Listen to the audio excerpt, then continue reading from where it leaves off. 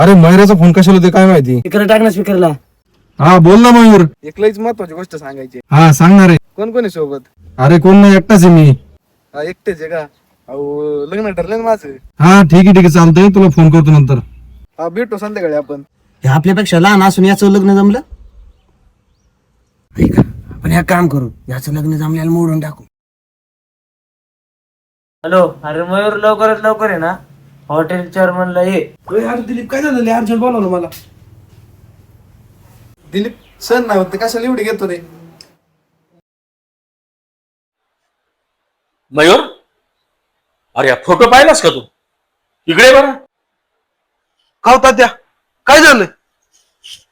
अरे मयूर, तुझ्या होणाऱ्या सासऱ्यानं हा फोटो मला पाठवलाय. याच्यामध्ये तू चक्क पार्टी करतोयस, तुझ्या समोर दारूच्या बाटल्या आहे. आणि मला तर खात्री आहे रे, तू कधी दारूला स्पर्श नाही करत. हे झालं कसं नेमकं? तात्या आलं लक्षात. त्या दिवशी आहे ना माझ्या मित्रांनी बरोबर माझ्यावरती ट्रॅप रचला होता. त्या दिवशी मला हॉटेलमध्ये बोलवलं, माझ्या समोर दारूच्या बाटल्या ठेवल्या आणि बरोबर कोणीतरी एकाने फोटो काढून घेतला.